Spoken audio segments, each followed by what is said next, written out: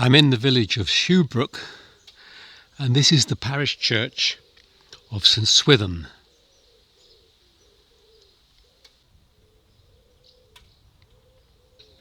There's been a church on this site since Anglo-Saxon times. This particular building, though, dates back to the 15th century, with a lot of renovation work on the church carried out in Victorian times. First things you notice as you come into the grounds is this plaque on the end of the church. It commemorates the Reverend Nathan Lang, 1743, aged 26, and then his wife, who was just 31, the 32nd year of her age. Very clear plaque, and both died young age. Elizabeth Fisher, the wife of Henry Fisher, she died in 1913, aged 53 years. Beneath that we have Henry Fisher, who died in 1915. This is to Mary, the wife of William Slade. 1842 it looks like. And then William Slade. And then we've got a Jane Slade at the bottom there. Behind the church extends the graveyard. And we noticed immediately how well kept it is. Someone's taken a lot of trouble to cut the grass as well as this and right up to the stones. This is a cross inside a diamond, and the name is John Kelland.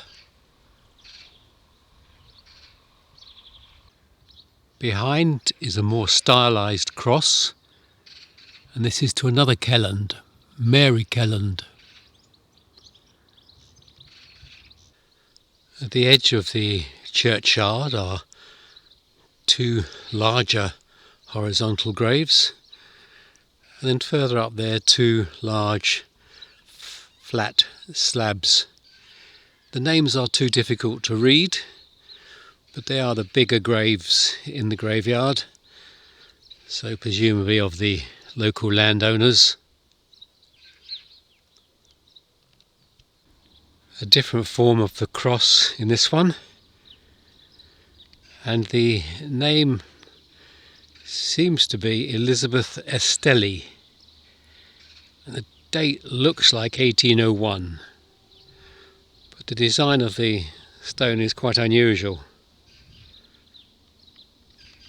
There's a group of stones here in very similar designs with solid crosses on top, a pair there, two slightly smaller ones at the back, and a small one at the front here, which presumably is a child. The names are not easy to read on them, but this one I can just make out: Octavia Gertrude Knox, 1814.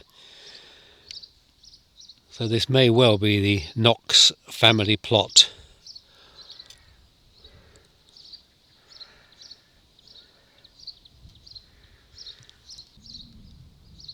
As I look across the rows of stones,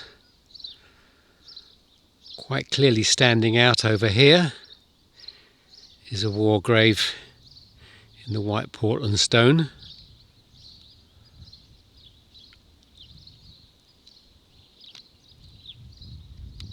It's First World War, October 1918, Private T.E. Horwell of the Labour Corps. This stone is leaning at a bit of an angle, and it commemorates the Manning family.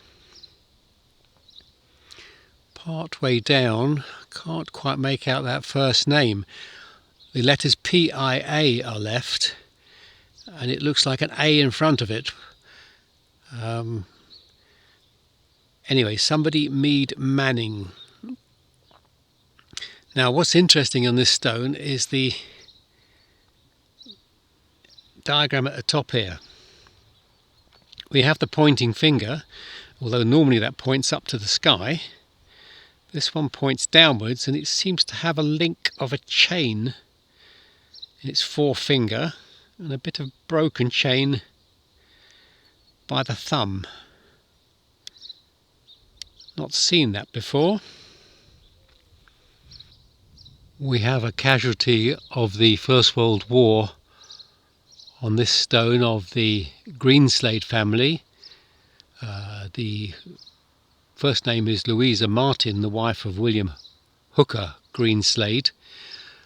But further down we see Frank John Hooker Greenslade, Private 8th Devon Regiment, their son, who was reported missing July 20th, 1916, aged 20. A family plot where they've laid the crosses down. They would have originally been standing, but for safety reasons they've been laid down, and that's fine. The one on the left is to John Frederick Shelley, the 10th Baronet.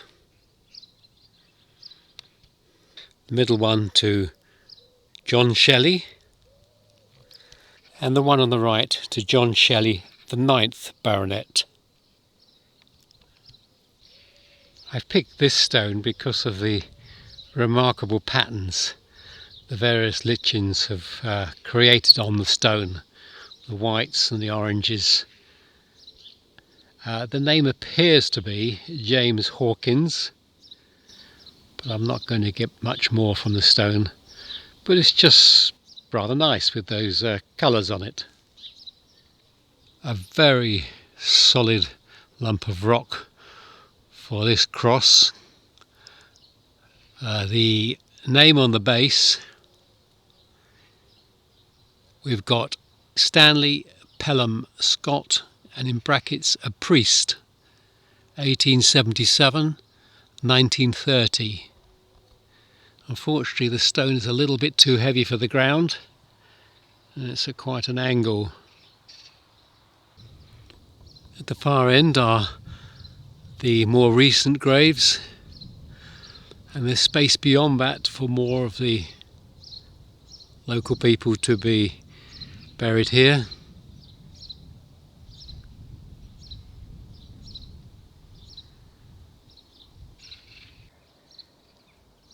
Close by the door is this very solid, large tomb, but interestingly the inscription is on the side that actually faces the wall.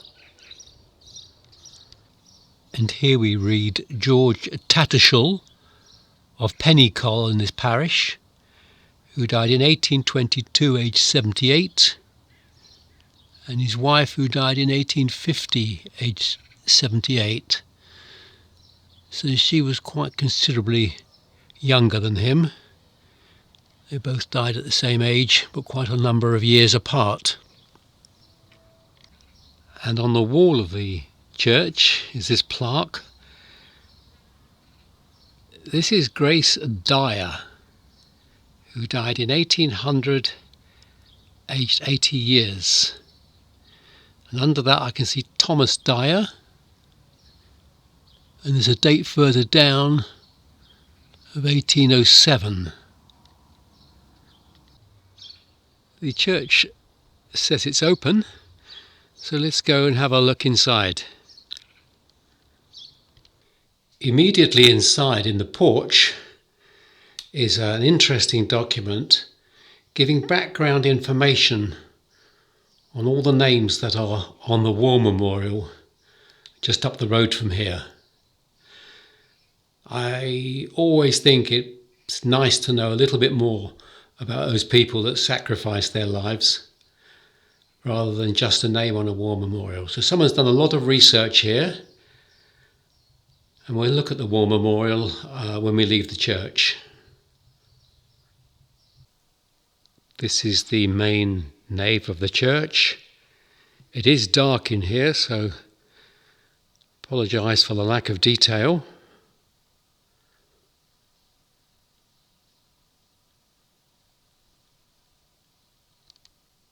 There are a number of plaques high on the wall. Those that I can read. Here's one, Richard Hippisley Tuckfield of Shubrook Park. That's very large grounds nearby. Born 1774 and died in Bath in 1844. At the top it reads, Susan, Countess of St Germans, youngest daughter of Sir John Mordaunt Bart. Now this one's too faded to read with the naked eye. It may come out better on the camera.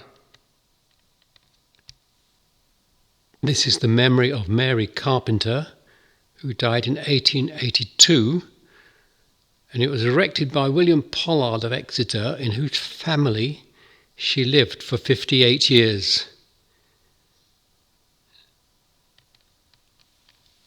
This has three names: Ronald Worthington Jukes, only surviving son of the rector, born at Shubrook and was killed in action at Gallipoli in 1915, aged 22.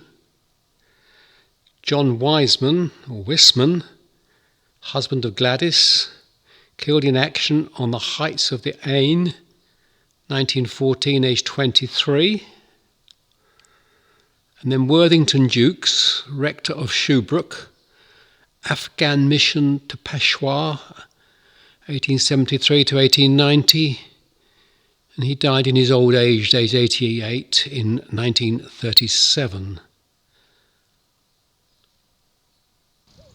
The impression one gets from inside the church and from the grounds that this is a much cared for and loved church. Everything seems to be in its place, everything's kept neat and tidy. Clearly the congregation here, however big, takes a lot of pride in its village church. A few hundred yards up the hill from the church is the War Memorial. This is the front face. On the right hand side we have a list of 13 names. Some of those family names are familiar to us already from the churchyard. Jukes we saw there, Slade we saw, and Wisman. On the far side of the memorial are another 6 names from the First World War, and then 5 names from the Second War. On the left side we see another 13 names. These will be from the First War. So that's 26 on the 2 sides, and another 6, that's 32 in all.